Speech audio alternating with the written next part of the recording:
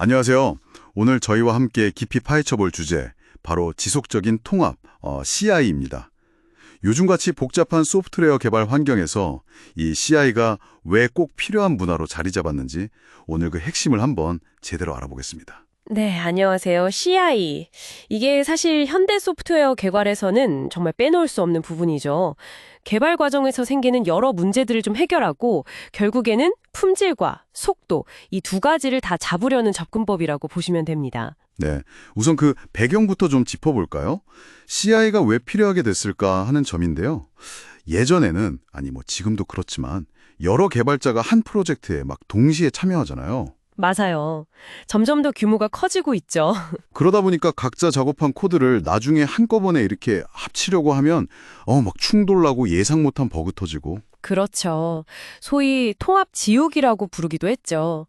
배포 직전에 밤새는 경우도 많았고요. 네, 맞아요. 그래서 결국 출시 일정이 막 밀리고 이런 문제들이 정말 많았죠. 바로 그 지점 때문에 CI가 등장한 겁니다. 그런 문제들을 정면으로 해결하려고요. 핵심은 개발자들이 변경한 코드를 중앙 저장소, Git 같은 곳에 아주 자주, 정말 하루에도 여러 번씩 통합 멀지하는 거예요. 오, 그렇게 자주 통합하면 오히려 막 코드가 꼬이거나 충돌이 더 잦아지는 거 아닌가요? 약간 걱정되는데요. 아, 좋은 질문이신데요. 근데 사실 그 반대 효과를 노리는 게 CI의 핵심입니다. 왜냐하면 통합할 때마다 그냥 하는 게 아니라 자동으로 코드를 빌드하고 또 짜둔 테스트를 실행시키거든요. 그래서 만약에 문제가 생겨도 그게 아주 작은 변경 사항에서 발생한 거라 금방 찾아내고 해결하기가 훨씬 쉬워지는 거죠. 한참 뒤에 왕창 합쳤다가 어디서부터 잘못된 건지 찾는 것보다 훨씬 효율적이라는 겁니다. 그렇군요. 네. 여기서 정말 흥미로운 점은 이 모든 검증 과정이 자동화되어 있어서 개발자가 코드를 커밋하자마자 거의 실시간으로 피드백을 받는다는 거예요. 와, 거의 실시간 피드백이라니. 개발자 입장에선 정말 좋겠는데요. 그럼 그 자동화 과정은 구체적으로 어떤 순서로 진행되나요? 네, 그 과정을 간단히 설명드리면요. 먼저 개발자가 코드를 수정해서 Git 같은 중앙 저장소에 커밋을 하잖아요. 네. 그러면 이제 CI 서버, 예를 들어 젠킨스나 GitHub 액션스 같은 툴들이 이 변경을 바로 알아챕니다. 아하. 그리고는 이제 빌드 도구, 메이븐이나 그레이들 같은 걸 써서 소프트웨어를 자동으로 싹 만들고요. 그 다음에 JUnit이나 제스트 같은 테스트 프레임워크로 미리 짜둔 테스트 코드를 돌려서 문제가 없는지 확인하는 거죠. 그리고 그 결과 성공했는지 실패했는지 바로 개발팀에게 알려줍니다. 슬랙이나 이메일 같은 걸로요. 이 즉각적인 피드백이 정말 중요해요. 이야, 정말 그 모든 게 자동으로 술술 진행된다니 개발자는 그럼 정말 코딩 자체에만 더 집중할 수 있겠네요. 정확합니다. CI 도입의 가장 큰 효과가 바로 그거죠. 코드 충돌이나 통합할 때 생기는 오류가 정말 눈에 띄게 줄어들고요. 문제가 생겨도 금방 고칠 수 있으니까 개발 생산성이나 최종 소프트웨어 품질이 당연히 올라가죠. 생산성과 품질 향상. 네, 그리고 또 반복적인 빌드나 테스트 작업이 자동화되니까 배포 준비까지 걸리는 시간도 확 단축되고요. 전반적인 운영 효율성이 좋아지는 거죠. 이걸 좀 더 큰 그림에서 보면 CI는 우리가 흔히 말하는 CI/CD 파이프라인 있잖아요. 지속적 제공, 지속적 배포. 아, 네네. CI/CD. 네, 거기로 나아가는 첫걸음이자 아주 필수적인 기반입니다.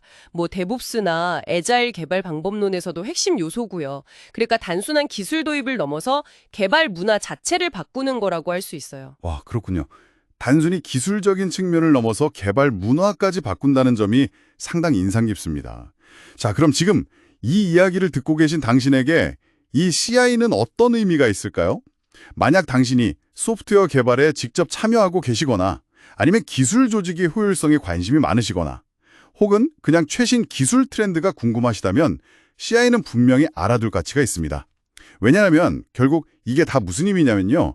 오늘날처럼 경쟁이 치열한 환경에서 더 빠르고 더 안정적인 소프트웨어를 만들기 위한 핵심 방법론이라는 거죠. 네, 그리고 CI의 미래를 좀 내다보면요. 요즘엔 AI와의 결합이 정말 기대됩니다. 벌써 AI나 머신러닝 기술이 테스트 환경을 최적화해주거나 코드 리뷰를 도와주거나 심지어 보안 취약점을 미리 찾아내는데 활용되기 시작했거든요. 오, AI가요? 네, 이런 기술 덕분에 CI 프로세스는 앞으로 더 자동화되고 더 똑똑해질 겁니다.